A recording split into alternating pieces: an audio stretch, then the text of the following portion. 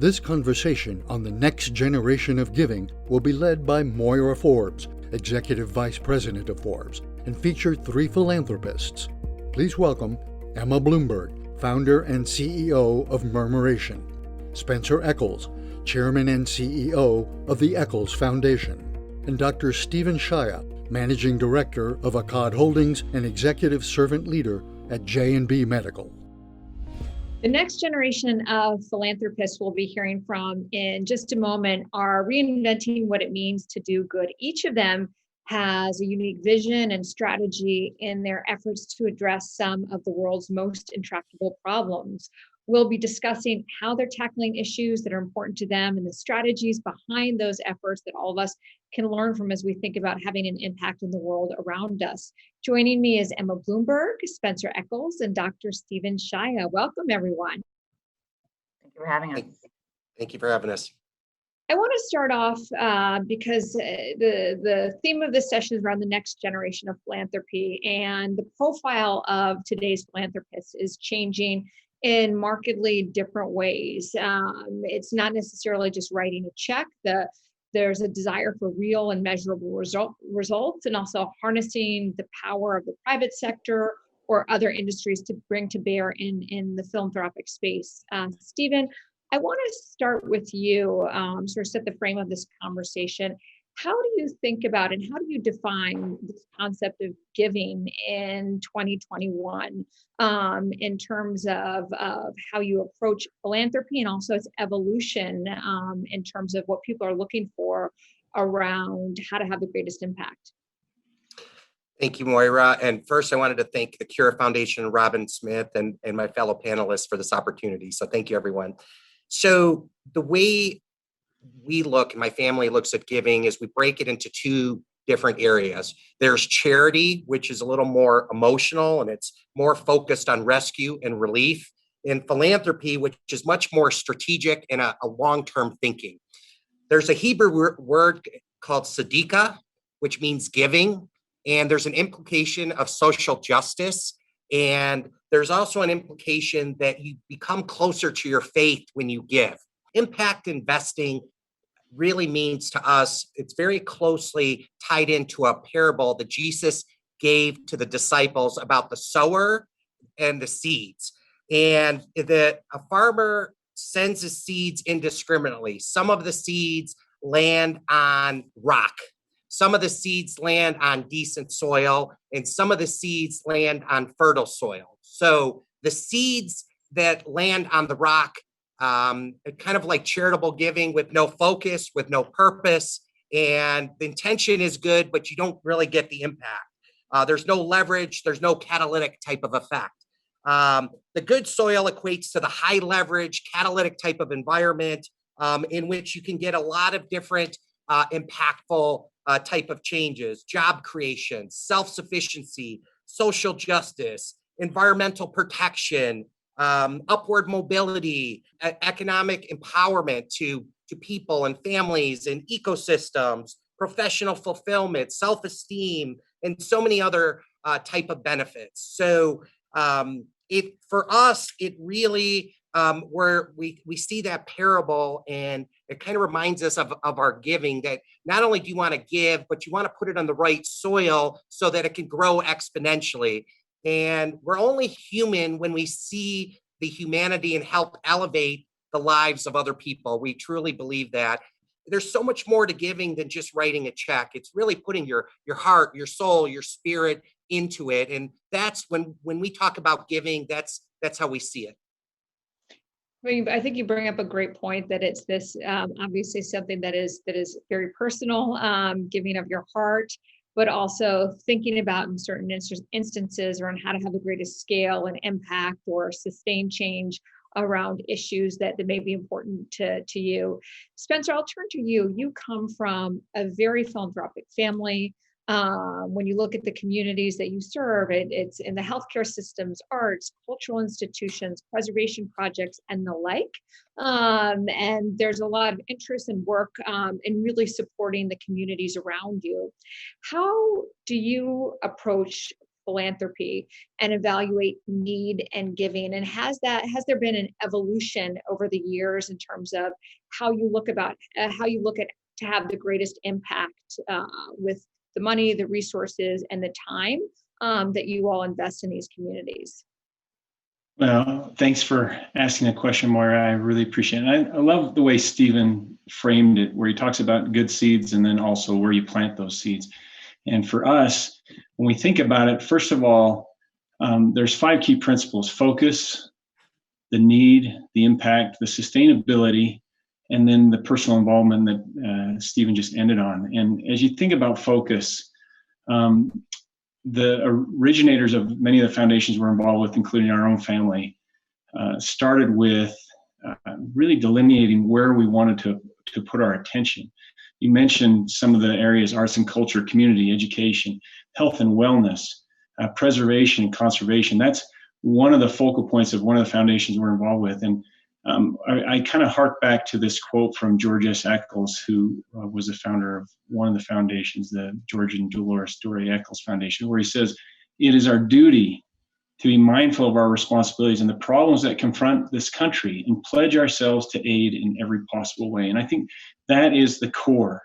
When you think about the need, where is the greatest need? Being able to focus in on that. But again, that focus and then driving in on the need, and then the impact. Where do you utilize your dollars? And finally, when you think about sustainability, how can you be a catalyst for good? And that's one of the key areas for us, whether it's first dollars in or matching dollars or last dollar in, based on moving the foundation or the nonprofit that's looking for dollars, helping them move forward. And that's the key at the end of the day for us, is not just the impact, but is it sustainable? And in some cases, it shouldn't be. Some cases, you just have to fill a need. But in other cases, you definitely want to see what the sustainability is and who else is joining in, and how can we kind of broaden the bench and broaden the effort so that it's not just relying upon one group of funders. And then on the other side of that sustainability, how can you ensure that the nonprofit or the group that's out there looking for the dollars, how can you help them become more self-sufficient? I think that's the end goal. You bring up a great point that there's this desire to have, I think, an evolving intentionality in terms of who and how you give, in the sense of really understanding the reasons behind it. To your point, the catalytic effect, the stakeholders involved, but really thinking, I would imagine, from a much holistic perspective in terms of where and how to leverage your philanthropic opportunities within your communities. Emma, I'd be curious, in chatting with you, you sit at a really interesting intersection. Philanthropic experiences. You have experience as a philanthropist. You're a board member at Bloomberg Philanthropy that works towards ensuring better, longer lives for the greatest number of people and across so many different dimensions, but really that scale. But you also started Murmuration, which is a really interesting organization in the ways in which you mobilize political campaigns, advocates, and organizers to in support of communities, and really around the opportunity to have the greatest access to high quality public education. Can you talk about the differences of those experiences and how one informs the other in terms of thinking about really maximizing philanthropic giving, but also strategies and organizations to be the vehicle to do that? Absolutely. I think, to me, the important thing really is to have philanthropy and programmatic support working as cooperatively as possible. One of the things we're increasingly trying to do at Murmuration is to help to coordinate the strategies of our partner organizations, funders, and our partners themselves, right? So funders, myself included, right? We seek out these organizations because we have a deep belief in the change that we want to see in the world, but we're not the experts to actually do it, right? They're the ones on the ground actually affecting the change. And so for Murmuration, as an example, we have partners on the ground who are running organizing and advocacy and electoral campaigns. And sometimes there's this issue where funders have their set of metrics, and those metrics aren't necessarily aligned with how to run the most effective campaigns over time.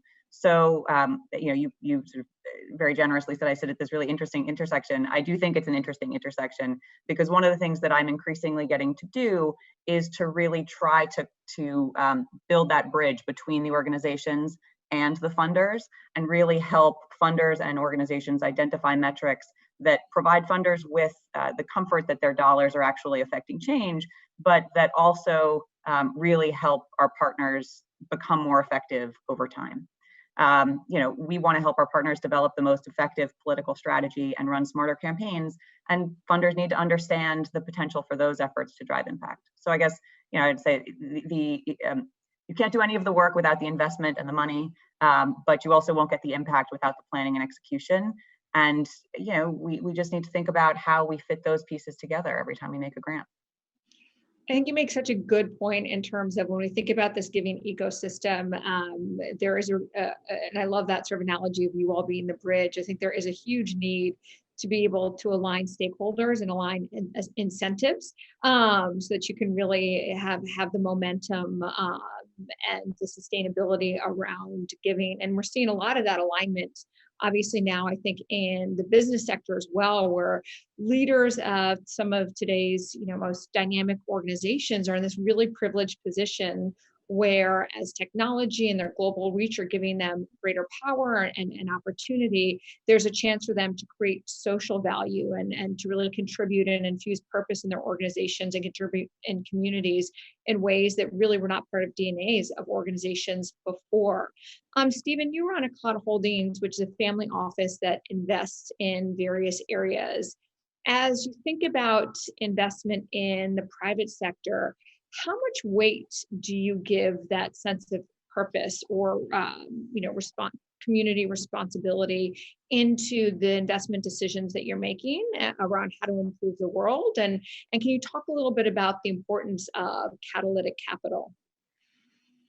Well, I think most funders are looking at different ways where their capital is going to be transformational. And to Spence's point, is going to be sustainable. I think sustainability is very, very important. A lot of, I think philanthropy is evolving that in that the sense that there are certain things for me being in the healthcare space where people are looking at making investments, being the initial risk taker in new kind of drug development opportunities, where maybe traditional investors would see it as high risk, but other people are looking at it as how do we solve some of the biggest problems? How do we make change happen? And I think philanthropists are really looking more and more at collaborating. And I think catalytic capital to me is the capital that can be the initial capital, but help bring various leaders in government and businesses and help bring everyone together. Emma talks about alignment. To me, that's one of the biggest problems in philanthropy. You have this family and this group doing something. You have that stakeholder doing something else. Bringing everyone together and maximizing and optimizing something that'll be not only sustainable, but lasting and maximize effectiveness has been very, very difficult. So I think that catalytic capital, the force of capital, really is critical. So to give you an example, in Rwanda, there was a program that started in October of 2017 around nutrition, some nutritional programs for mothers. A donor donated $10 million to that. And that initial capital became $116 million over 4 years. And the Rwandan government was able to build a whole nutritional program, education, and awareness that has been able to help move the needle, particularly around mothers. So the force of capital cannot be underestimated, but the key to Emma's point is alignment. How do you get the government, the philanthropists, and all the business folks together and all rowing in the same direction? We're talking about these forces that are changing the dynamics of philanthropy. Stephen, you're talking about this desire for alignment. Spencer, so much of the work that you guys are focused on are in the communities that your family is a part of, bringing private and public sector efforts together. I'd be curious, when we think about these forces that are changing philanthropy moving forward, and this desire to understand where are the most pressing needs, and how do we really think about this concept of catalyzing opportunity, investing in philanthropic models of the future. I'd be curious how the pandemic has influenced how you think about giving and working within the communities that you serve. Well, I appreciate that. Thinking about what Emma said and what Stephen kind of expanded on, as you think about alignment, as you think about synergy, when COVID hit, we were all just absolutely shell-shocked. And as we looked around as a family, where was the need? And at that moment, there weren't a lot of people coming to us necessarily. Where sometimes as a philanthropist or in the foundations, you're catcher's mitt. You just wait for things to come to you. There are other times when you have to be a hunter. You have to look for the problem and search to find out how to solve it. And we saw just an absolute overwhelming volume of information pouring in, conflicting, complex, very difficult to navigate. And so at that moment, we very quickly talked as a family, which we meet very regularly. And I contacted the dean of the David Eccles School of Business. And then I followed up with Mike Leavitt, former Utah governor, and he later served as the Secretary of Health and Human Services under George W. Bush, where he formulated, with a $7 billion budget, a pandemic plan. And within 2 weeks, we had funded and pulled in a few other parties to help with that, but funded a series, executive education series titled COVID-19, How to Save Your Business. We started on April 3rd. We ended on May 29th. We did 15 series. And in that, we had over 17 or 18,000 views of Utahns, business leaders, and not just business, but also nonprofits, trying to help them navigate this terrible pandemic, but from the real human business side. And the number one goal was to provide immediate assistance to the business leaders and the nonprofit leaders by helping them reframe this daunting economic landscape that was facing them, and to share actionable, timely tools that they could take and immediately that day, the second they got off the video chat that we had and the training, and implement that in their business. And we knew that businesses needed to get their foot on a rock. So with that, we ended up also having Senator Mitt Romney on, Randall Quarles, a former Undersecretary of Domestic Finance and the Vice Chair of Supervision for the Fed, and others, as well as business leaders that were in the trenches, sharing their experiences and what they went through both in 2008 and now during the pandemic. And I think the result was pretty helpful and immediate for those businesses. But it required us to get involved in a very, very personal level as individuals and helping drive that forward.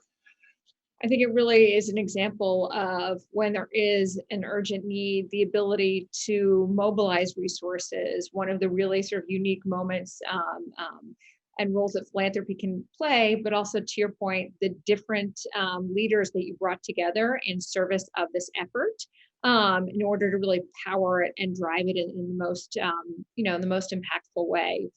Emma, as we talk about COVID-19, obviously, the public education system has been one of the potential, fallouts of or areas of huge, conflict and really, in a very, very difficult situation coming out of this pandemic. But you've created an organization that takes a very, very interesting model in where you have really engaged the political sector and are helping power, the political and policy sector as a lever of transformation and education, but doing so from a philanthropy perspective. When we think about all the different levers of change and how to think about our giving efforts, can you talk about the dynamics of politics and policy and putting that at the forefront of an effort? Absolutely. For some issues, and education is sort of an obvious one, the decisions that impact kids on a daily basis, they're being made by elected officials, and particularly at the local level. So if you want to ensure that those decisions are being made with the right focus, you need allies in key positions, and politics allows for that to happen. But beyond the actual electing of people, politics drives news, it drives the media narrative, it drives public interest.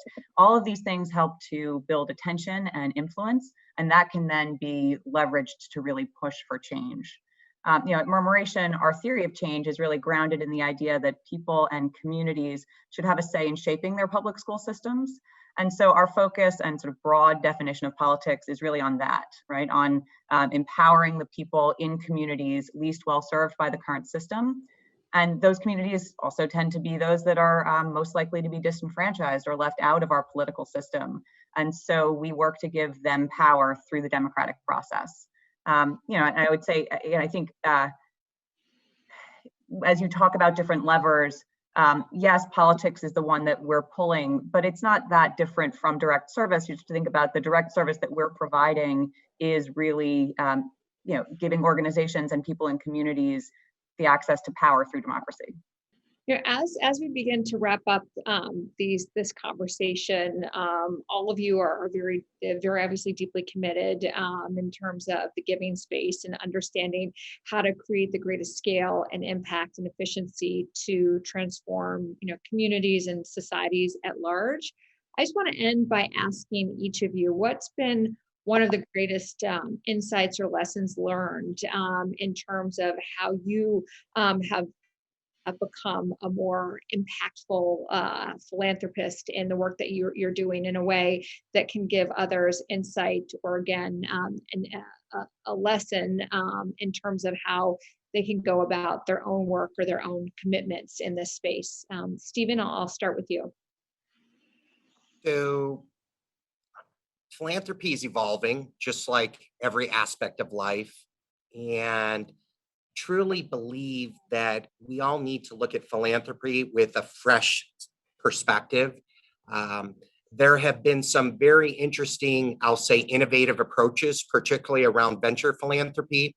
I'll give you a real life example. The Cystic Fibrosis Foundation invested $150 million into a drug development, Catalytic, which ended up selling, which was made by Vertex Pharmaceuticals, sold to Royalty Pharma over a 10-year period for $3.3 billion. So the efforts around cystic fibrosis now are supercharged to help people live, healthier, more fulfilled lives. And so, but what was interesting about that is that the vehicle, which was a donor-advised, donor advised fund, is not the traditional way of looking at philanthropy. Most people think you give money to a foundation, and the foundation has rules. They give a certain percentage away every year. But is there a way to take philanthropy and supercharge it like the cystic fibrosis folks did? And so I think that all of us need to look at philanthropy in a different way. And it's not just giving away money. How can you take what you're giving and make it exponentially more effective? And I think there's a lot more opportunities around that, Moira, than we realize. And I'm just learning every day from very smart people like we have on the panel here. But I think there's a lot more of those opportunities, and we can really do a lot more good in the world in so many creative and intentional and meaningful ways. Yeah, you bring a great point though, that you have to keep a fresh, open mind and continuing to stay curious and really be open to the learnings that exist, not just in the philanthropic sector, but across so many industries that then can be harnessed behind these efforts. Spencer, what about yourself? Oh, well, I think one of the core components for us as a family has been purpose and mission driven. And one of the things that you see over time is not only an evolution of the giving, but sometimes there's some negative impacts that can split apart the effort to give. And having clarity around the mission of the foundation, having clarity around that, then unifying around that purpose.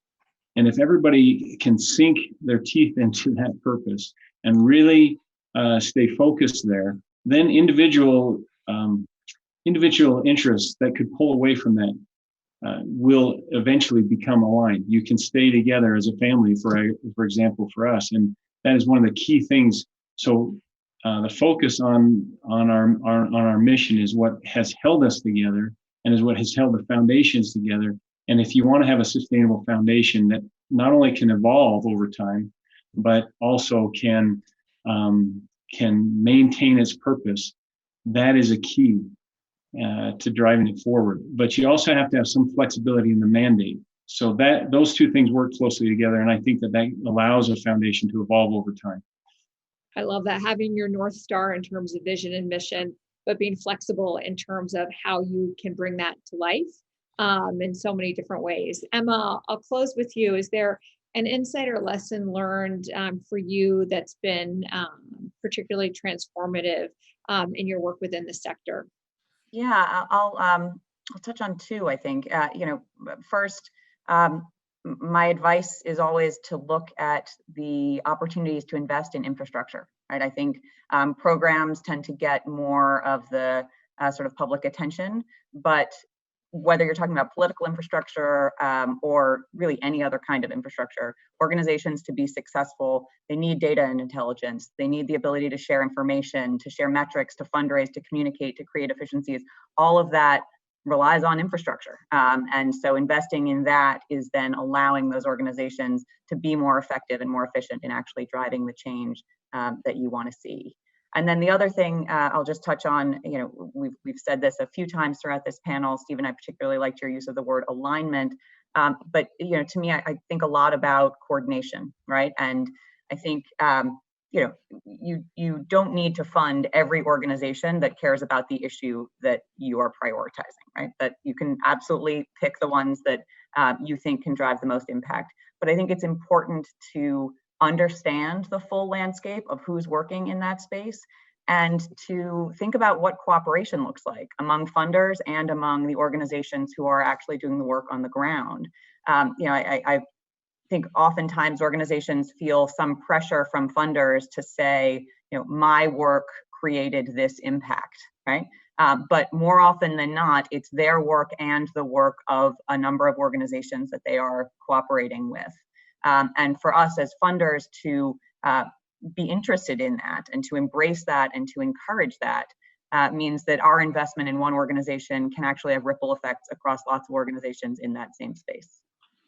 I love that. I think you all bring up so many great points around this desire to have clarity, intentionality, but really communication. Communication at the core to understand goals and objectives, and to bring everyone together around the same mission. I think the wonderful thing is there is so much passion around these causes and issues, and the key, Emma, as you talked about, is how do you build those bridges to connect these stakeholders together and to get everyone rowing in the same direction and together in a much stronger way. So Emma, Stephen, Spencer, thanks so much for your insights, very, very helpful perspectives, and appreciate you joining this conversation. Thank you so much, Moira. Thank you. Thank you, everyone.